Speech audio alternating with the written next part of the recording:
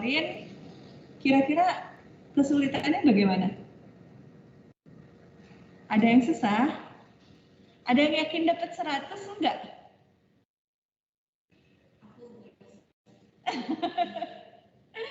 Iya, atau ada yang nggak bisa kalian kerjakan? Atau kesulitannya soalnya gampang sih Bu gitu, cuma waktu penyelesaian cukup. Nah, mungkin seperti itu ya. Karena nilai maksimumnya nggak ada yang sampai 100. Nah, oke.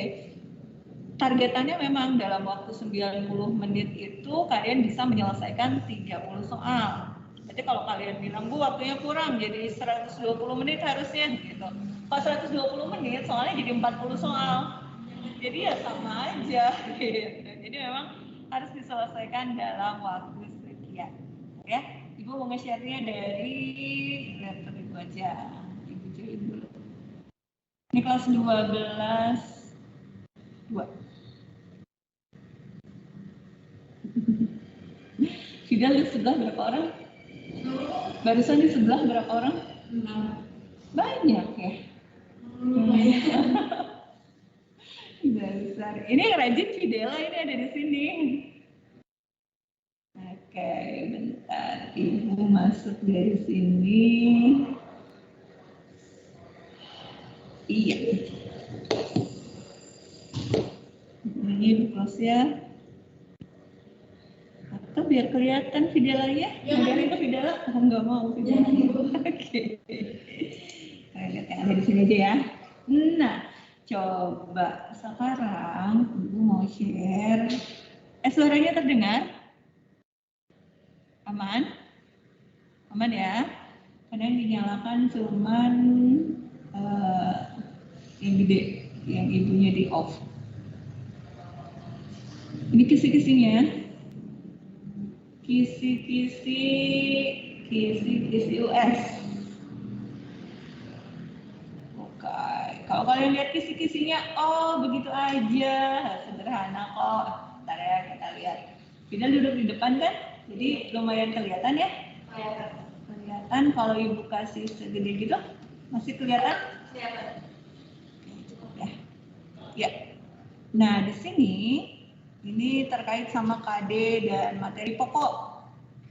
Materi kelas 10, iya. Materi kelas 10-nya di situ ada pengukuran, kemudian seperti biasa ada gerak lurus. Bentar ibunya di host.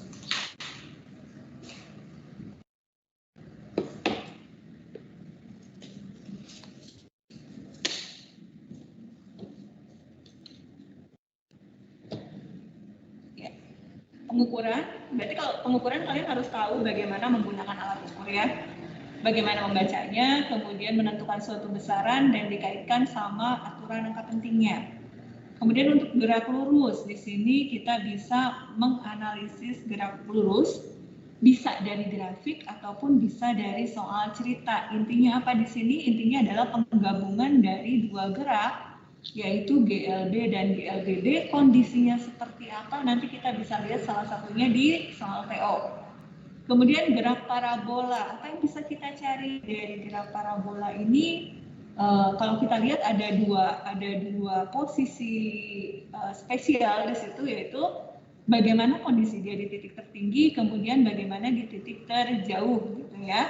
Besaran apa yang bisa kita lihat di situ, kita bisa menentukan katakanlah berapa lama waktu untuk mencapai titik tertinggi, atau enggak posisi titik tertingginya ada di mana, atau enggak posisi titik terjauhnya ada di mana gitu ya.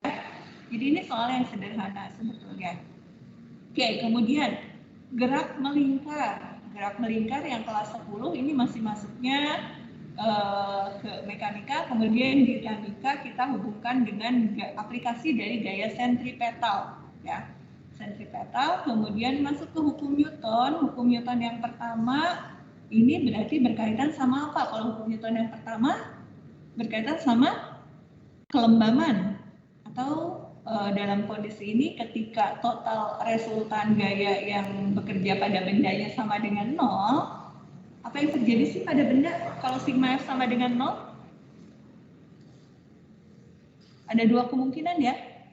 Kemungkinan yang pertama, kalau bendanya diam, dia akan tetap diam. Yang kedua, kalau dia lagi bergerak dengan kecepatan tertentu, maka dia akan tetap bergerak dengan kecepatan tersebut, tetap GLD. Jadi nggak berubah, kondisi geraknya nggak berubah ketika hukum Newton 1 diaplikasikan. Kemudian yang kedua nih, yang nomor 6-nya, hukum Newton apa di sini? Hukum Newton yang kedua, ada yang kurang di sini ya. Hukum Newton yang kedua di sini berkaitan dengan sistem dari suatu benda. Berarti kalian perlu tahu ada gaya apa saja yang bekerja pada suatu sistem. Kemudian kita bisa menentukan gaya-gaya yang berada di sistem tersebut. Kemudian kita juga bisa menentukan percepatannya bagaimana. Gitu. Itu masih soal kelas 10. Yang ini juga usaha energi, hukum kekekalan energi mekanik. Yang energi mekanik pada satu posisi sama dengan energi mekanik pada posisi yang lain. Kapan ini bisa kita aplikasikan? Ketika tidak ada gaya luar yang bekerja pada benda. Katakanlah permukaan yang ada di situ adalah permukaan yang licin, berarti nggak ada gaya gesek, atau nggak si bendanya nggak didorong, nggak dikasih gaya luar gitu ya. Maka kita bisa pakai hukum kekekalan energi mekanik. Sistemnya bisa apa? Bisa bandul, bisa benda yang bergerak pada suatu lintasan, atau bisa apapun. Lintasannya bagaimana? Lintasannya bisa bagaimanapun ya. Kemudian yang nomor 7, usaha dan energi. Masih usaha dan energi, tapi dari sini kita bisa menentukan besarnya usaha itu dari perubahan energi. Artinya apa? Ada energi yang berubah. Kalau ada energi yang berubah, berarti di sini bekerja gaya lain pada sistem tersebut. Gayanya bisa berupa apa? Bisa berupa gaya yang menambah ataupun bisa berupa gaya yang menghambat. Ya, kalau yang menghambat misalnya ada gesekan gitu ya. Kalau misalnya yang dia menambahkan energi berarti ada usaha, ada gaya dari luar yang diberikan ke situ. Kemudian yang bagian nomor 8, momentum, impuls, dan tumbukan. Di sini bisa kita kaitkan dengan tumbukan ya. Tumbukan berarti kalau kita lihat ada 3 jenis. Tumbukan yang lenting sempurna, lenting sebagian, tidak lenting sama sekali. Apa yang membedakan? Koefisien restitusinya. Ketika tumbukannya lenting sempurna, koefisien restitusinya 0. Ketika tumbukannya tidak lenting sama sekali, koefisien restitusinya 1. Ya, di antara itu berarti lenting sebagian. Efeknya apa? Efeknya ketika ada koefisien restitusi nilainya nggak sama dengan 0, maka ada energi yang berubah, ada energi yang hilang. Berarti di situ tidak lagi berlaku hukum kekekalan energi kalau dia tidak lenting atau lenting sebagian. Nah, berarti yang berlakunya apa? Hanya hukum kekekalan momentum. Ya, tapi kalau kita punyanya tumbukannya lenting sempurna, hukum kekekalan momentum dan hukum kekekalan energinya bisa kita terapkan. Oke, nah itu materi terakhir dari kelas 10. Lanjut ke yang nomor 9. Di sini masuk ke materi kelas 11 ya. Jadi agak-agak review sedikit nih. Keseimbangan di sini masuk ke keseimbangan dan dinamika rotasi ya. Soal yang diberikan di sini bisa berupa dinamika rotasi. Jadi suatu benda yang bergerak, suatu sistem bergerak, translasi dan rotasi kita bisa menggabungkan di situ. Contohnya bisa apa? Bisa yang pakai katrol, bisa benda yang menggelinding gitu ya. Bisa menggelinding di bidang datar, bisa menggelinding di bidang miring, atau apapun yang penting ketika dia bergerak dan berotasi, maka di situ kita perlu menggunakan konsep untuk dinamika rotasi. Ada torsi di situ, ada momen inersia di situ, ya kan? Di mana itu bergantung pada kondisinya, bergantung pada bentuk bendanya. Kemudian keseimbangan dan dinamika rotasi masih bagian yang sama, tapi kita lihat di sini titik berat. Berarti titik berat muncul ya. Bagaimana menentukan titik berat? Kalian perlu tahu kalau misalnya kita punyanya bidang, berarti perlu tahu luasnya berapa dan kita perlu tahu pusat massa bidangnya seperti apa, nanti bisa kita gabung. Elastisitas rangkaian pegas bisa dirangkai seri, bisa dirangkai paralel, nyambung ke hukum hook. Ketika kita kasih gaya, maka ada pertambahan panjang, ya. Kemudian fluida, masuk ke fluida nih, ada fluida statis, ada fluida dinamis. Fluida statis yang ibu keluarkan adalah benda yang terapung. Oke, berarti soalnya kayak soal TO kemarin ya. Kemudian fluida dinamisnya teorema Torricelli. Kalau yang di TO kemarin yang keluarnya adalah gaya angkat pada pesawat. Oke. Kemudian di sini masuk lagi ke getaran. Energi dari gerak harmonik sederhana. Masih ingat nggak? Kalian ada bayangan tentang ini? Ya, nanti kita lihat lagi. Untuk materi gaya getaran, kemudian masuk ke gelombang mekanik. Gelombang mekanik di sini besaran-besaran gelombang. Berarti berkait sama kecepatan gelombangnya, lambdanya, frekuensinya gitu ya. Kemudian masuk ke gelombang stasioner. Apa itu gelombang stasioner? Gabungan dari dua buah gelombang berjalan. Ya, ada gelombang stasioner yang ujungnya bebas, ada gelombang stasioner yang ujungnya terikat. Apa yang bisa ditanyakan dari situ? Biasanya ditanyakan berapa sih atau di mana sih posisi simpul dan perut dari gelombang stasioner tersebut. Kemudian gelombang bunyi, ini masih materi kelas 11. Gelombang bunyi, sifat-sifat bunyi, oke. Kemudian cahaya, difraksi celah ganda, kita sudah bahas ini ya. Kita bahas di kelas 12 walaupun materinya sih materi kelas 11. Oke, kemudian masuk ke kalor, perpindahan kalor. Di sini kita fokus ke konduksi. Walaupun pada realnya perpindahan kalor bisa konduksi, konveksi, radiasi. Tapi kalian pelajari yang konduksinya. Kemudian masih kalor, di sini asas Black. Yang asas Black itu yang mana? Yang Ki serap sama dengan Ki lepas. Berarti kalian perlu tahu di situ ada perubahan apa saja. Apakah ada perubahan suhu, apakah ada perubahan wujud gitu ya. Di situ yang diterapkan adalah asas Black. Siapa yang melepas yang suhunya lebih tinggi? Siapa yang menerima yang suhunya lebih rendah? Oke, sampai di situ kelas 11. Lanjut, 10 nomor terakhir berarti itu kelas 12. Mulai dari rangkaian listrik AC, rangkaian listrik DC ya, arus searah. Berarti kemungkinan di sini kalian diberikan suatu rangkaian listrik, kemudian kalian diminta menentukan besaran yang ada di situ. Apakah arusnya kah, apakah tegangan di suatu tempat, apakah hambatan total dan lain-lain ya. Kemudian berikutnya listrik arus searah masih. Di sini kita bisa menentukan energi dan daya listrik. Berarti kalian pelajari juga untuk listrik arus searah bagaimana menentukan energi listrik. Ya, bagaimana kalau kita ubah satuannya ke kWh gitu kan? Bagaimana kalau kita berapa besar biaya yang harus kita keluarkan untuk menggunakan alat listrik, suatu alat listrik dan lain-lain. Oke, masuk ke listrik statis. Listrik statis ini materinya cukup banyak sebetulnya. Ya, mulai dari gaya listrik, kuat medan listrik, kemudian ada flux, ada potensial listrik, energi potensial listrik gitu ya. Ini penerapannya pada berbagai kasus, tapi Ibu ambil yang medan listrik saja. Oke, jadi kalian pelajari bagaimana medan listrik kalau kita punya muatan listriknya itu muatan titik atau enggak muatannya itu berupa keping sejajar atau enggak berupa bola, tapi fokus di medan listriknya ya. Kemudian induksi magnet. Induksi magnet berarti ini bab yang berikutnya. Berarti di sini berkaitan sama medan magnet yang dihasilkan oleh suatu kawat dan kalian diminta menentukan gaya Lorentz pada kawat yang sejajar. Gaya Lorentz pada kawat sejajar, jadi ketika suatu kawat dikasih arus maka di sekitarnya ada medan magnet. Ketika ada dua kawat yang sejajar maka itu akan saling mempengaruhi. Ada gaya tarik atau gaya tolak tergantung dari arah arusnya kemana, besar arusnya berapa ya. Nanti kita lihat lagi. Oke, kita lanjut ke 25, ini induksi elektromagnetik, imbas elektromagnetik di TO. Itu kalau nggak salah kemarin keluarnya yang persamaan ya, kalian diminta menentukan besarnya DGL, tapi di sini yang dimunculkan adalah trafo. Berarti kalian pelajari tentang trafo nanti ya.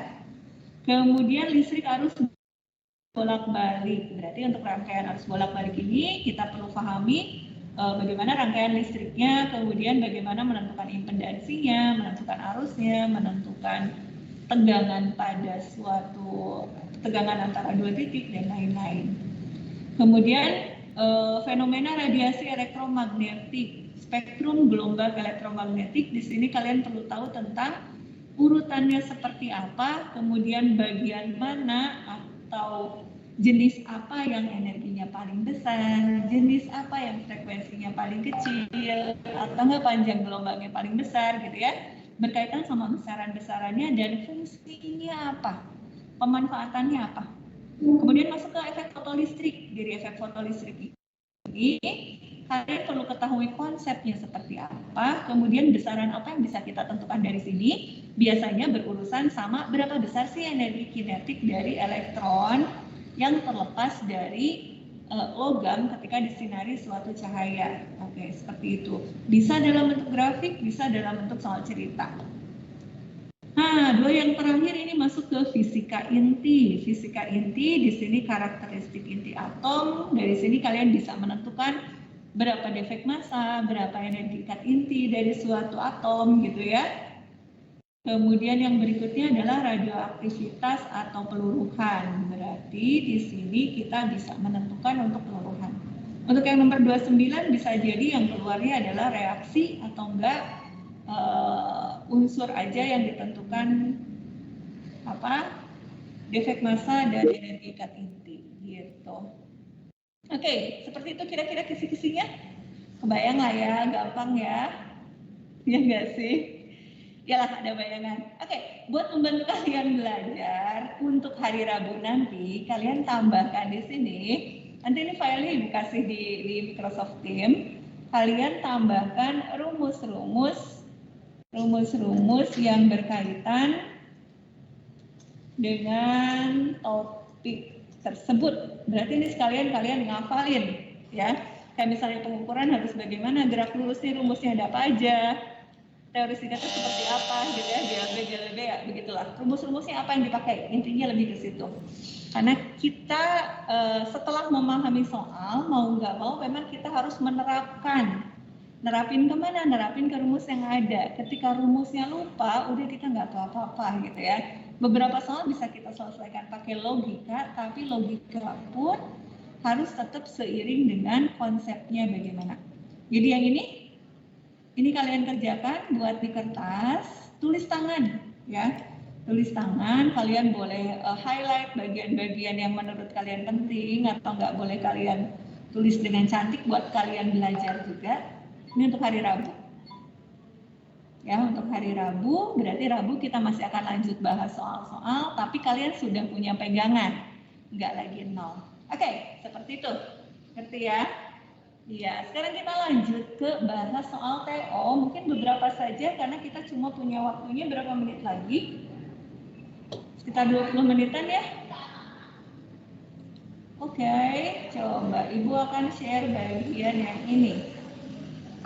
Kenapa Ibu nge-share-nya dari laptop Ibu? Biar bekerjanya lebih cepat. Karena kemarin kalau kita pakai yang di sini, seringnya dia kehambat. Tahu-tahu doing gitu ya. Oke. Ya. Nah di sini kita bahas persiapan US. Ya. Ibu ambil dari pembahasan TO3 dulu. Mana nih?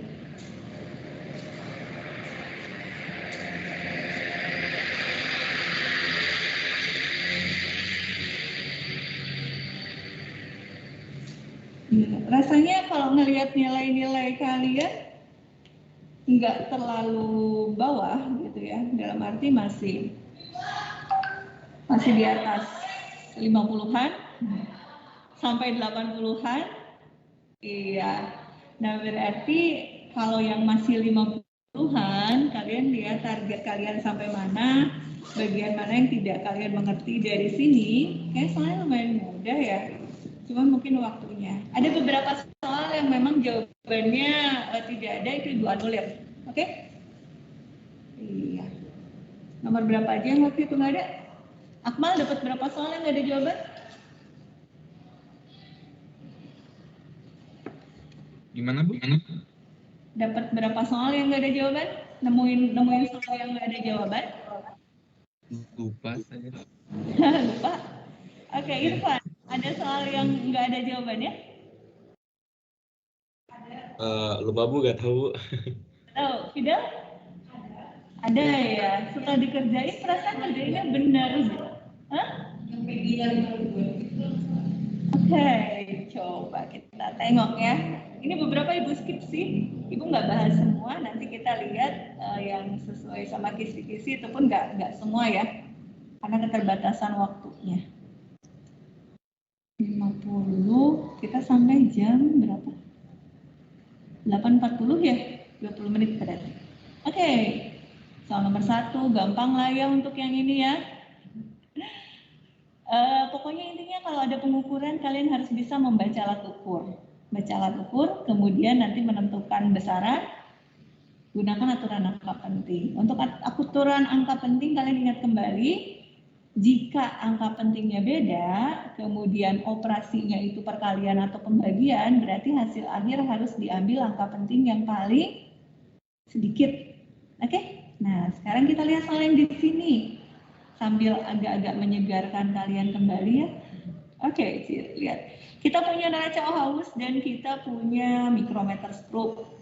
Kalau mikrometer skrup itu berarti satuannya itu dalam milimeter.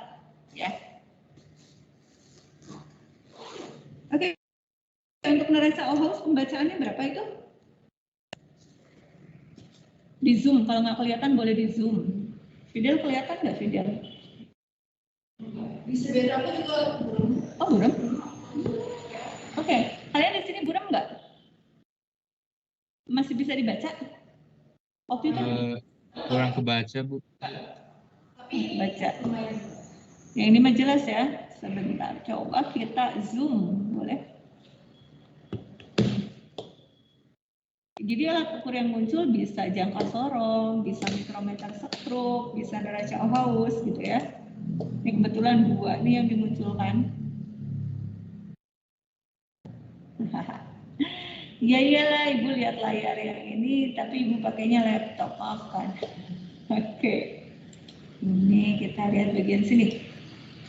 Oke, cukup jelas? Berapa masanya?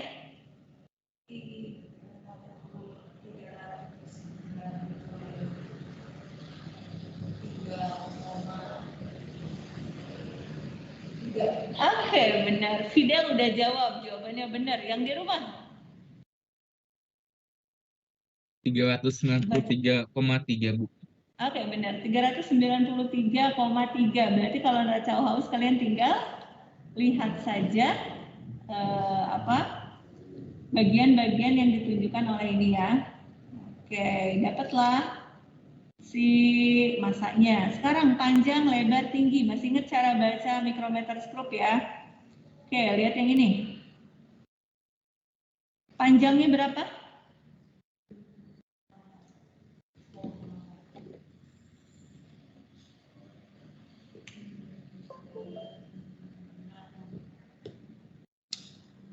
Oke, belum ada suara dari rumah. Fidel lagi jawab nih kalau di sini. Kalau di rumah, ini berapa? 8,16. 8,16. Oke, benar. Panjangnya 8,16. Lebarnya berapa?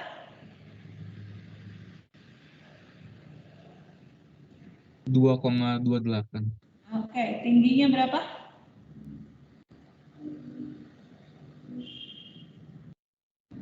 2,91. Oke, benar. Jadi bedanya yang tinggi itu dia sudah lewat bagian bawah ya. Jadi kalau udah lewat bagian bawah udah ada setengahnya nih, 2,5 ditambah 0,41 berarti 2,91. Nah, berarti dari situ kalian lihat tiga-tiganya itu terdiri dari 3 angka penting kan? Tadi masanya berapa? Masanya kenapa sih ini muncul mulu ya? Oh, ini aduh maaf Ibu nggak bisa nulis. Masanya 393,3, panjangnya 8,16, lebarnya 2,28, tingginya 2,91. Yang dicari apa? Yang dicari adalah massa jenis, rho sama dengan M per V. Karena tiga-tiganya 3 angka penting, maka hasil akhirnya juga 3 angka penting. Tinggal kalian bagi saja ya. Massa dibagi volume. Dapatnya yang mana ini? Yang B, 7,27 ya. Oke, kita lanjut. Yang ini juga soal yang mudah. yang ini kita punya grafik V terhadap T. V terhadap T yang diminta perbandingan jarak tempuh dari detik 3 sampai 7 dan 7 sampai 9. Intinya kalau kita punya grafik V terhadap T, kita mau mencari jarak dari mananya? Dari luasnya. Oke? Berarti kalau 3 sampai 7 ini Ibu kasih ya, ini luas 1, ini luas 2, ini luas 3. Berarti kalau dia dibandinginnya adalah jarak detik 37 sampai 79. Berarti yang dibandingkan adalah L2 banding L3. Berapa hasilnya?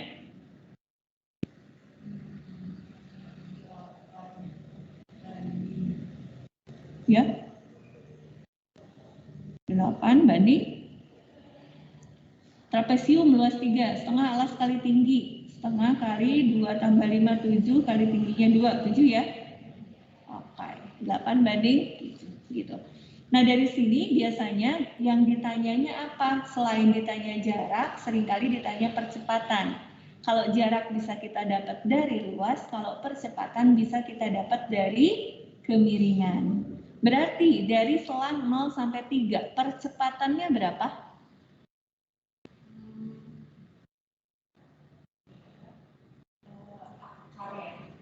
Enggak, tinggal kemiringan. Berarti pakai tangan. Depan per samping. Depannya 2, sampingnya 3. Berarti di bagian segmen AB ini percepatannya adalah 2/3 meter per sekon. Dari B ke C apa? 0, karena dia datar gitu ya. Jadi itu yang bisa ditanyakan dari situ. Lanjut, soal berikutnya adalah tentang apa ini? Gerak melingkar. Gerak melingkar, kita punya datanya. Omeganya di sini adalah 1200 rpm ya. Kemudian jari-jarinya di sini adalah 0,4 meter. Apa sih yang diminta? Kita lihat soalnya. Soalnya kita diminta menentukan pernyataan yang benar. Berarti kita cek di option, ada apa saja. Kita perlu tahu frekuensi, kita perlu tahu periode, kita perlu tahu kecepatan linier dan percepatan sentripetal. Berarti ini dengan kata lain adalah besaran-besaran yang digunakan pada gerak melingkar. Oke, kita ingat lagi deh rumusnya ada apa saja. Frekuensi, yang namanya frekuensi itu adalah berapa banyak putaran per apa? Frekuensi satuannya apa sih? Hertz. Hertz itu tidak lain adalah berapa putaran per sekon. Berarti kalau berapa banyak putaran itu kan N-nya. Ini N dibagi sama waktunya berapa. Kita punya data apa sih? Kita punya dari sini 1200 rpm. RPM itu singkatan dari apa? Rotation per minute. Putaran per menit. Sementara ini frekuensi adalah putaran per detik. Oke, berarti kalau kita punya omeganya 1200 rpm, frekuensinya berapa sih? 1200 itu dalam 1 menit. Sementara kita butuh frekuensi itu dalam 1 detik. Oke, kalau dalam 1 menit 1200 berarti dalam 1 detik dibagi 60, dibagi 60. Berapa hasilnya, Farel?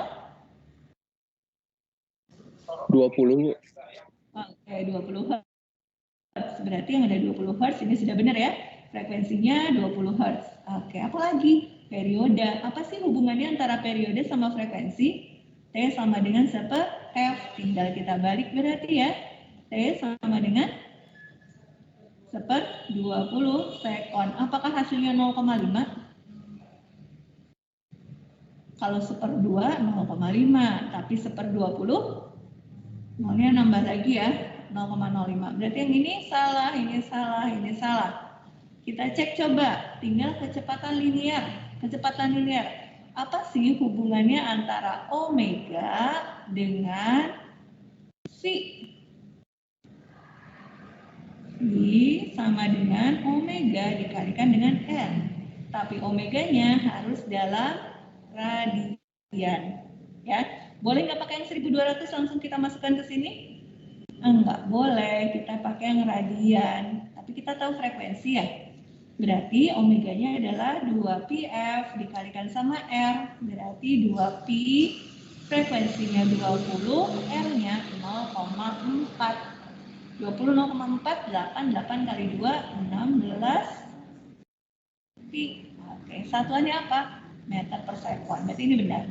Oke, yang B ini dan ini benar. Berarti kita jawab yang B, gitu ya. Percepatan sentripetalnya berapa? Kita lihat rumusnya ya. Sekalian ingat lagi. Percepatan sentripetal bisa kalian dapat dari V kuadrat dibagi dengan R. Atau kalau mau dari omega boleh, omega kuadrat dikalikan R. Dan hasilnya nggak segitu ya. Oke, lanjut. Berikutnya. Ini. Oke, kalian baca soalnya ya. Kemudian kita lihat apa sih yang diminta di soal. Oke, ada mobil masanya 5.000 kilo mula-mula dalam keadaan diam. Kemudian bergerak dan mengalami percepatan 2 meter per sekon sejauh 100 meter. Mobil tersebut tiba-tiba direm sehingga berhenti. Yang ditanya, berapa sih usaha oleh gaya rem agar berhenti pada jarak setengah dari semula? Berarti konsepnya bagaimana? Kita kita pisahkan jadi dua kondisi ya. Ini kondisi awalnya dia bergerak dari A ke B, kondisi keduanya bergerak dari B ke C. Selama dari A ke B, mobilnya dipercepat. Oke, dari B ke C dia diperlambat. Apa sih yang diketahui? Yang diketahuinya adalah kondisi awalnya dalam keadaan diam. Berarti di sini VA-nya sama dengan 0. Oke. Kemudian bergerak dan mengalami percepatan di sini sebesar 2 meter per sekon kuadrat. Ini kuadrat ya. Berarti sampai B dia punya kecepatan tertentu dong. Dia punya VB. Ya. Sampai di B, setelah dia menempuh jarak 100 meter, mobilnya direm. Jadi udah nggak dipercepat lagi. Sehingga di C dia berhenti. VC sama dengan 0. Berapa jauh sampai dia berhenti? Di sini 50 meter. Yang ditanyakan apa? Yang ditanyakan berapa sih usaha oleh gaya rem? Berarti kita bisa mulai dari akhir, nanti kita lihat apa yang nggak kita ketahui. Yang dicari adalah usaha, W. Bagaimana menentukan W? Karena yang ada hanya perubahan kecepatan, berarti W-nya adalah delta EK. Oke? Apa itu delta EK? Energi kinetik akhir dikurangi energi kinetik awal. Ya. Berarti di sini setengah M, V akhirnya gimana? Di C, VC kuadrat. Mana nih kursornya? Ini. VC kuadrat dikurangi VB kuadrat. Apa itu W? W-nya adalah F dikalikan S. Ya. Jaraknya tahu kita 50, masanya ada, VC-nya di sini 0. Berarti kita perlu menentukan VB. Oke, jadi kita mundur nih. Bagaimana menentukan VB? Oh, datanya ada semua nih. Ada VA, ya, kecepatan awalnya, ada percepatannya, ada jaraknya. Apa sih yang menghubungkan ketiga besaran ini sehingga kita bisa menentukan kecepatan akhir di B? Persamaan GLBB, masih ingat ya? V kuadrat sama dengan V0 kuadrat plus 2AS. Kenapa nggak pakai yang T? Karena data yang adanya adalah jarak. Berarti V di sini V apa? V akhirnya. V akhirnya berarti di B. Oke. Di VB. Muncul lagi. V0-nya di mana? Ini V0-nya di A. Gitu ya, sama dengan 0. Nanti tinggal kalian masukkan, dapat VB-nya, VB yang ada di sini masukkanlah ke situ. Apa yang dicari? Yang dicarinya adalah berapa sih F kali S-nya. Oke, bisa ya? Kebayang ya? Nah, oke. Kalian di rumah sinyalnya masih bisa diikuti? Di sini nge-lag ya, lihat. Makanya kalau ibu pakai dari sini langsung seringkali diem begitu. Ya, jadi kalau begini, ini nggak tergantung sama yang di sekolah kan, karena pakai laptop ini. Begini lebih aman. Oke, lanjut. Ya, ini lagi ngebahas jaringan yang di sekolah agak-agak lelet, jadi ibu pakai yang laptop aja.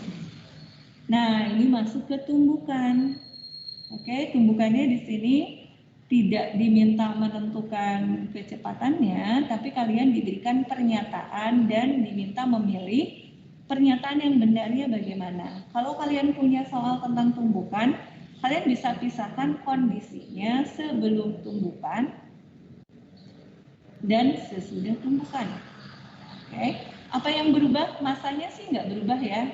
Masanya benda pertama masih 2M, masa yang keduanya adalah M. Kemudian mereka bertumbukan di permukaan yang licin dan hasil akhirnya adalah benda pertama kecepatannya tinggal setengahnya dibanding yang kedua. Benda yang kedua yang tadinya diam dia menjadi bergerak dengan kecepatan v. Berarti ada perubahan kecepatan. Kita bisa mulai dari situ. Lihat di pernyataannya. Koefisien restitusi, momentum, kemudian energi kinetik. Kita lihat urusannya apa sih gitu ya. Untuk menentukan apakah energinya berubah atau enggak, tetap atau enggak, kita perlu tahu koefisien restitusinya. Berarti kita mulai dari koefisien restitusi. Apa sih koefisien restitusi? Lambangnya E, masih ingat? Min delta V aksen dibagi dengan delta V. Yang aksen itu yang sesudah tumbukan ya. Berarti yang sebelum tumbukan V1-nya itu adalah V, V2-nya adalah 0. Sesudah tumbukan V1 aksen jadi berapa? Jadi setengah ya, 1/2. Setengah dari V, kemudian V2-nya jadi berapa? V2-nya jadi V. Bisa dong kita bisa mendapatkan koefisien restitusi ya. Nah, min delta V aksen. Delta V aksen berarti V. Muncul lagi. V2 aksen dikurangi dengan V1 aksen dibagi dengan V2 min V1. Gitu ya. V2 aksennya V dikurangi V1-nya V. V2 aksen V. V1 aksen berapa? Setengah V. 1 dikurangi setengah ya. Berarti di sini di atasnya adalah setengah dibagi V2 min V1. Sorry, V1. V2-nya V, V1-nya ini V2 aksen loh. Aduh, muncul mulu. V2 min V. V ya, tapi tandanya minus. Setengah V, V. Jadi kita punya setengah. Ini adalah koefisien restitusi. Pernyataan 1 salah ya. Ketika koefisien restitusi sama dengan 0, berarti dia tumbukannya lenting sempurna. Tapi ternyata koefisien restitusi tumbukannya setengah, artinya dia lentingnya sebagian. Kalau dia lenting sebagian, maka energi kinetiknya berubah, dia menjadi berkurang. Ya, apa yang berlaku? Yang berlakunya adalah hukum kekekalan momentum. Berarti momentum sebelum dan momentum sesudah tumbukan itu sama besar. Jadi jawabannya ya D, 2 dan 3 gitu ya. Jadi kita hanya membahas tentang koefisien restitusi aja, tapi dari situ ada pengertiannya. Apa sih E itu gitu ya. Apa sih implikasinya ketika kita punya nilai E-nya nggak sama dengan 0 gitu. Oke, lanjut. Yang berikutnya menentukan titik berat. Gampang ya kalau untuk menentukan titik berat, sebetulnya tinggal kalian mau menghitung aja. Nah, kemudian yang dimintanya adalah kita punya suatu bidang datar, diminta menentukan pusat masanya sekarang di mana gitu.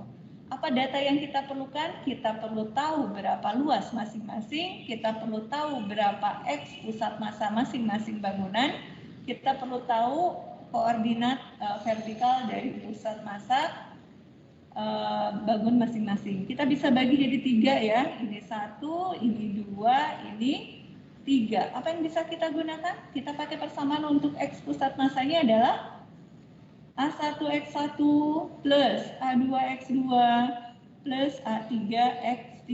Betul? Dibagi sama A1 plus A2 plus A3. Ini kemudian Y pusat massanya ini adalah A1Y1 ditambah A2Y2 ditambah A3Y3 dibagi A1 plus A2 plus A3.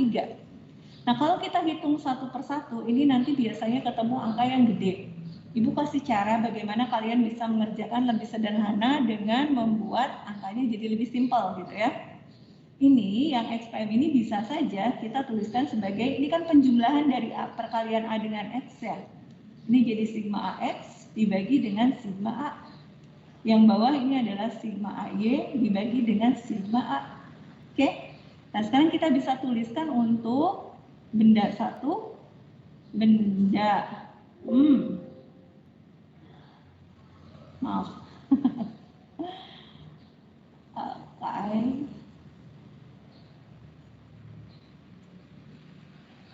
Waktunya bentar lagi. Benda satu, bendanya 1, 2, 3. Yang kalian sederhanakan adalah, nggak bisa bikin lurus, di luasnya. Oke, luas benda satu berapa sih? 8 kali 12. Luas benda 2 berapa? 12 kali 8. Luas benda 3 berapa? Setengah kali alasnya 8, tingginya 6 ya. Oke. Pusat masanya, X pusat massa untuk benda 1. X-nya 8 berarti tengah-tengahnya ada di 4 ya. Oke. Benda 2 persegi panjang 8 sampai 20, 12. Berarti tengah-tengahnya ada di 6. Tambahkan dengan 8. 14. Yang ketiga, segitiga. Pusat massa segitiga adalah sepertiga dari tingginya. Sepertiga dari 6 berapa? 2. Oke, 2 tambahkan 20. 22. Oke, itu X pusat massanya. Y pusat massanya. Sama semua ya? Oh, enggak ada yang beda. Yang ini 12. Di berapa? 6. Yang ini 4. Yang ini 4. Iya. Kalau kalian lihat di sini, ya sebetulnya dengan menggunakan ini kita lebih mudah. Kalian tinggal jumlahkan berapa sigma A, kalian jumlahkan berapa sigma, dikalikan ya, AX dan AY. Oke, nanti kalian cari berapa sigma AX, berapa sigma AY. Tapi kalau di sini kita masih berurusan sama angka yang gede. Kita bisa sederhanakan dulu. Sederhanakannya bagaimana? Iko hilang.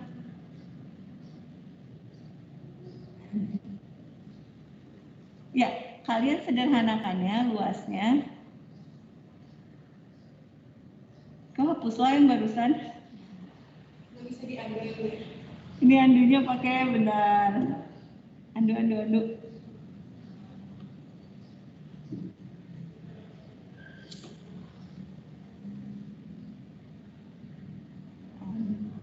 Andunya ada di mana sih? Sini. Last view nggak ada.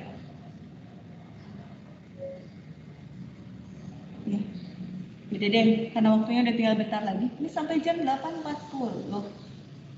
Harusnya. Udah selesai berarti. Tapi nggak ada bel. Iya, nggak ada. Nggak ada bel. Ya udah, kita stop dulu sampai yang barusan ya. Nah yang barusan itu intinya apa sih Ibu mau ngasih taunya? Yang luasnya bisa kalian sederhanakan. Jadi nanti yang dikalikan dengan A-nya itu adalah luas yang sudah disederhanakan. Oke, tadi kita lihat benda ke-1, ini luasnya ya, luasnya. Ini adalah 8 kali 12, yang keduanya adalah 12 kali 8. 12 kali 8, dan yang ketiganya adalah setengah kali 8 kali 12. Ya, ini kalian bisa sederhanakan jadi 8-nya dicoret, 6 bagi 2, 3. 12 bagi 2, 6 ya. Nah ini yang disederhanakan, ini ada 6, ini ada 12, ini ada 12. Bisa kita coret lagi jadi 2, 2, 1. Angka ini yang kalian kalikan dengan X dan kalian kalikan dengan Y. Sehingga nanti AX yang ini adalah AY. Yang dijumlahkan apa? Ini kalian jumlah jadi sigma A. Ini kalian jumlah jadi sigma AX, ini kalian jumlah jadi sigma AY, gitu ya, yang tinggal dibagi. Seperti itu, nanti kita coba lanjutkan lagi untuk pertemuan hari Rabu, tapi Rabu kalian sudah punya pegangan ya, soal masih kisi-kisi tadi yang sudah ada rumus yang digunakannya, sehingga nanti hari Rabu kita bisa jalan lebih cepat. Oke, terima kasih, istirahat dulu, silakan. Istirahat dulu apa langsung sih? Istirahat apa?